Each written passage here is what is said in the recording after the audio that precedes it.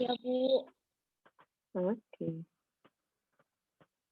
Saya share bahan. Sudah saya buat tentang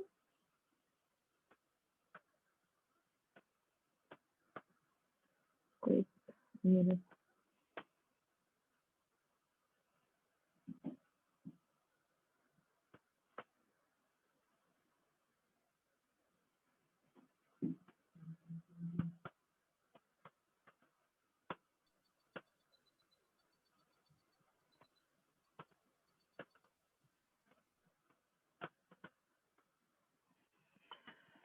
Oke, perpindahan panas ya. Kita masuk perpindahan panas. Yang pertama itu ada dasar-dasar perpindahan panas. Apa saja sih yang jadi dasar-dasar perpindahan panas? Lalu pengertian kalor. Ini kayaknya sudah dari dulu sih kalian tahu. Kalor itu adalah bentuk energi yang berpindah dari benda yang suhunya tinggi ke benda yang suhunya rendah ketika kedua benda bersentuh. Jadi satuan kalor itu dia adalah joule. 1 kalori itu 4,2 joule. Boleh saya minta tolong dulu yang siapa ya?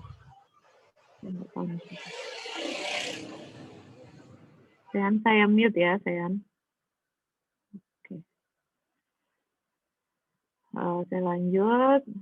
Satu kalori itu 4,2 joule atau 1 joule itu 0,24 kalori. Itu adalah konversi satuan dari kalor. Pengaruh kalor terhadap suhu zat, jika suatu zat itu menyerap kalor, maka suhu akan naik. Jika suatu zat melepas kalor, maka suhu akan turun. Jadi misalnya yang gampangnya di sini saya buat ada air ditambahkan dengan es batu, maka si es batunya yang akan melepas kalor, maka suhunya akan turun. Dan yang si penerima kalornya adalah air, yang tadinya dia menyerap kalor, maka suhunya akan naik. Itu adalah pengaruh kalor terhadap suhu. Yang gampangnya. Lalu, kalor itu dia sifatnya dapat berpindah. Nah, apa saja bagaimana cara perpindahannya? Itu perpindahan kalor ada 3 caranya, ada konduksi, ada konveksi, ada radiasi. Perpindahan kalor secara konduksi itu berpindah dengan melalui zat perantara tanpa disertai perpindahan partikel-partikel zat. Umumnya melalui zat padat, kalau dia secara konduksi.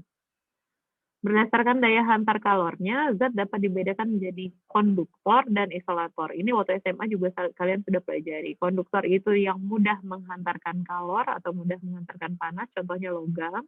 Isolator itu zat yang sukar menghantarkan kalor. Contohnya ada kayu, karet, udara, dan lain-lain.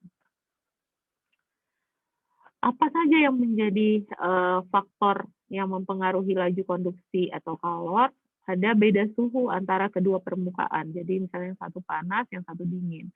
Jarak antara kedua permukaan, kalau misalnya kalian masak di atas kompor, jarak antara kompornya dengan kualinya pasti berpengaruh. Luas permukaannya juga, kalau misalnya kalian pakai kuali yang kecil atau kuali yang besar, pasti beda perpindahan kalornya. Konduktivitas termal zat atau merupakan ukuran kemampuan zat yang menghantarkan kalor. Laju konduksi kalor itu dapat dihitung melalui rumus Q per T sama dengan Q kali A dikali delta T per L. Konduktivitas termal K, beberapa bahan, ini ada beberapa bahan, ini adalah bahan-bahan yang sifatnya itu mudah menghantarkan kalor. Ya, jadi ada perak, tembaga, aluminium, rata-rata logam. Yang rata-rata logam itu sifatnya mudah menghantarkan panas.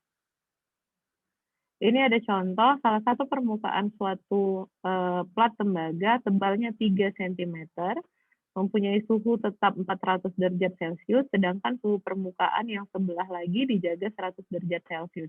Berapa kalor yang berpindah melintasi lempeng tersebut? Kalian bisa hitung rumusnya, sorry. Kalian hitung Q per A sama dengan min K dikali delta T per delta S. Delta L. Delta L itu delta luasnya. Delta T itu perubahan suhunya. Baru nanti kalian dapat dalam satuan watt per meter kuadrat. Boleh dihitung ya nanti. Untuk di catatan bisa kalian hitung. Saya lanjut.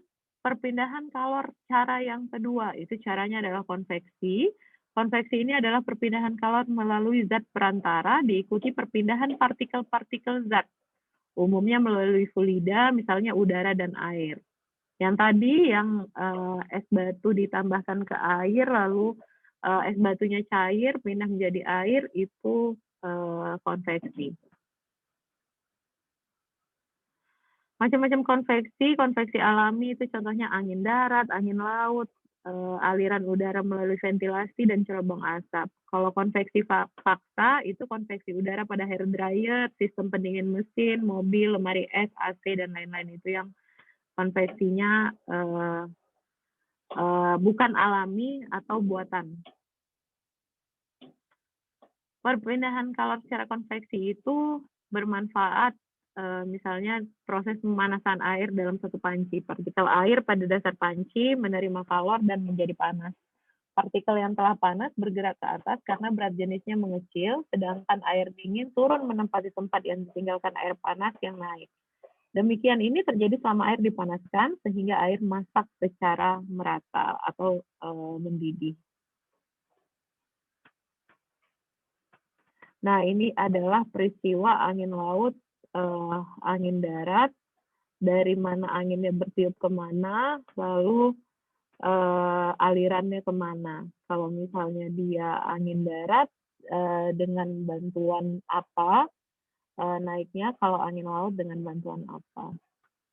Kalau tadi ada yang faktor-faktor mempengaruhi secara konduksi, berarti ada juga faktor yang mempengaruhi secara laju konveksi kalor. Sama, ada luas permukaan, ada perbedaan suhu, ada kalor yang dipindahkan, ada koefisien konveksi, bergantung pada bentuknya.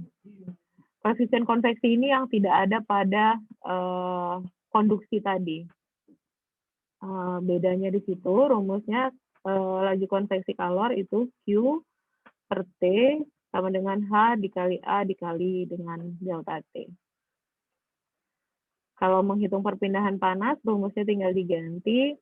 H sama dengan delta Q per A dikali delta T. Delta Q itu adalah panas yang masuk atau panas yang keluar. Perpindahan selisih antara panas yang masuk dengan panas yang keluar. H itu koefisien pindah panas. A itu luas permukaan pindah panas. Delta T itu perpindahan temperatur. Oke. Next, ini ada contohnya supaya lebih gampang. Udara pada suhu 20 derajat Celcius bertiup di atas plat panas ukuran 50 kali 75 cm. Suhu plat dijaga tetap 250 derajat Celcius. Koefisien perpindahan kalor konveksi adalah atau nilai H-nya itu adalah 25 watt per meter kuadrat derajat Celcius. Lalu perpindahan kalornya bisa dihitung pakai rumus yang tadi. Caranya Q sama dengan Q kecil sama dengan Q per T, H kali A TW dikali lambda. Yang terakhir adalah perpindahan kalor secara radiasi. Radiasi ini adalah pancaran perpindahan kalor tanpa melalui zat perantara. Pancaran energi dari permukaan sebuah benda dalam bentuk gelombang elektromagnetik. Misalnya panas matahari sampai ke bumi melalui ruang hampa udara. Permukaan hitam sempurna sebagai pemancar dan penyerap kalor yang baik. Permukaan putih mengkilap sebagai pemancar dan penyerap kalor radiasi yang buruk. Ini pemanfaatan radiasi itu pendinginan rumah efek pendinginan rumah, efek rumah kaca, dan panel surya. Perpindahan kalor secara radiasi gelombang elektromagnetik, matahari menghangatkan kita sebagai makhluk hidup bumi, walaupun melewati hampa udara. Makanya ini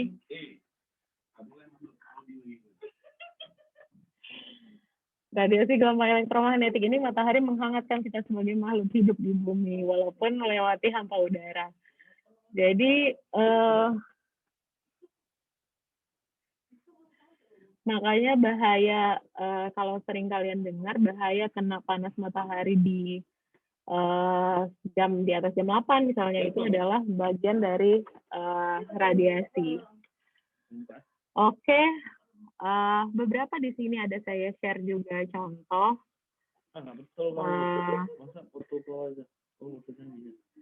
Ada latihan-latihan juga. Nanti boleh kalian pelajari dan kalian catat. Ini materinya belum saya share ke kalian. Nanti saya share sesudah ini. Lalu kalian catat contoh-contohnya sambil dikerjakan, ya. Saya nggak bahas contohnya karena di sini saya kasih contoh sama ada jawabannya. Jadi coba kalian kerjakan dulu, tapi jangan lihat jawabannya langsung, coba dikerjakan. Oke. Saya mohon maaf nih, situasinya nggak kondusif di sini. Aduh, astagfirullahaladzim. Oke.